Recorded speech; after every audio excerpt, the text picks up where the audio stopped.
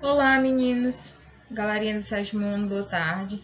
Hoje, a professora Cananda aqui para estar dando início ao capítulo 7, tá bem? Como vocês podem estar vendo aqui, nós iremos falar sobre os micro-organismos, tá bem? Logo de início, no capítulo 7, nós vamos focar basicamente nos vírus, falando sobre algumas características, resolvendo algumas questões, tá bem? Então, hoje eu vou dar continuidade ao capítulo e vamos lá para o capítulo 7. Bom, gente, dando início, tá certo, ao capítulo, como eu tinha falado com vocês, nós iremos falar sobre os micro-organismos, tá bem? É muito comum que vocês já tenham escutado falar, que vocês já tenham visto em casa, que é preciso, tá certo, lavar as mãos, lavar os alimentos para evitarmos a contaminação por algum organismo, aqueles que sejam microscópicos. E muitas vezes eles são chamados de micróbios. Tia, mas o que é que vão ser esses organismos? Nesse capítulo, nós iremos estudar, basicamente, o vírus, tá certo? Mas existem também os micro-organismos, no caso, eles podem ser o vírus, as bactérias, protozoários ou os fungos. Nós iremos estudar, ao decorrer do livro, todos eles, ver as suas características, as formas de reprodução, basicamente tudo, tá certo?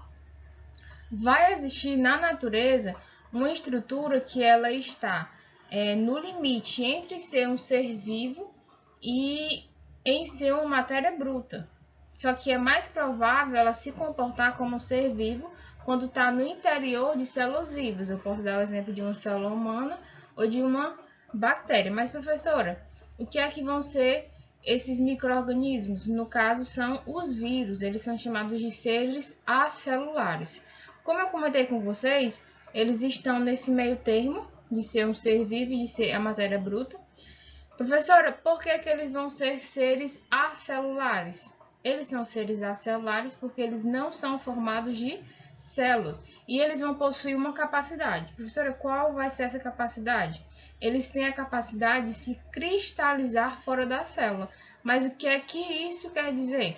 Quando ele se cristaliza fora da célula, ele vai ter condições de permanecer inativo por muito tempo. E nisso ele pode infectar outra célula. E como todo mundo sabe, a sua presença nas células ela pode causar várias doenças, tá bem? Bom, gente, falando um pouquinho sobre as características dos vírus, eu posso citar com vocês a questão que eles vão ser capazes de se reproduzir e eles vão possuir material genético. Os vírus, eles vão desafiar a classificação dos seres vivos. Por quê, professora? Porque, por um lado, eles vão ser capazes de se reproduzir e vão possuir material genético, e isso são características dos seres vivos. E já, por outro lado, eles não são dotados de célula, o que vai contrariar a teoria celular, tá certo? Então, professora, estruturalmente eles vão ser acelulares, como nós comentamos no slide anterior, e também eles são chamados de parasitas intracelulares obrigatórios, tá bom? Mas vamos entender o que é que isso quer dizer. Quando eu estou falando que um vírus ele é chamado por esse nome de parasitas intracelulares obrigatórios, a primeira palavrinha, chamados de parasitas, é porque eles vivem às custas das células. Eles vão causar algum tipo de prejuízo e essa relação ela pode ser conhecida como o parasitismo, tá certo? Na segunda, os intracelulares, é porque para concluir o seu ciclo, eles vão precisar atingir o interior das células, tá certo? E a terceira, que é a questão dos obrigatórios, é porque eles são incapazes de se multiplicar fora das células, tá certo? Então, toda vida que você vê essas palavrinhas, os parasitas intracelulares obrigatórios, se referindo ao vírus, vocês vão entender que, primeiro, parasitas, só para recapitular, porque eles vivem às custas das células. Nos intracelulares, você já lembra da parte interna das células, porque eles vão precisar concluir o seu ciclo, mas para isso ser realizado, eles vão ter que atingir o interior das células. E os obrigatórios, porque eles são incapazes de se multiplicar fora das células, eles precisam estar no seu interior, tá bem? Bom, falando sobre as características dos vírus ainda, tá certo? Em relação à sua estrutura, ela possui uma cápsula de proteína que ela vai envolver o material genético composto de ácido desoxirribonucleico, no caso o DNA, ou ácido ribonucleico, que vai ser o RNA. Então, os vírus com DNA, eles são chamados de adenovírus, tá certo? No caso, nós podemos dar o exemplo do vírus que é causador da catapora.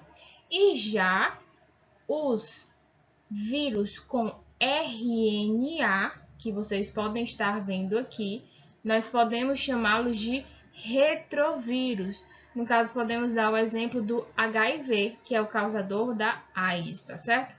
Em relação à sua estrutura, ela vai ser formada por uma cabeça proteica, em formato de prisma, no caso, que se liga a uma cauda, que também é de proteína, que vão ser formados por 6 fibras que vão aderir à bactéria infectada, como vocês podem estar vendo aqui, ó.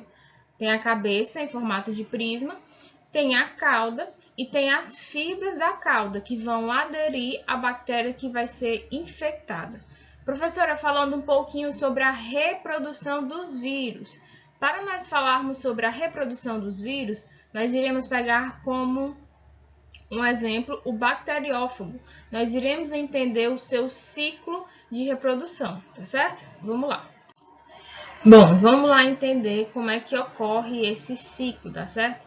Para se replicar, o bacteriófago, ele se fixa na superfície dessa bactéria por meio das fibras que nós comentamos. Ele perfura a membrana celular e injeta o seu material genético. Uma vez que ele esteja no citoplasma, o material genético viral, ele vai até o nucleoide bacteriano, onde se apropria do material genético. E nisso ele passa a comandar a síntese de novos bacteriófagos.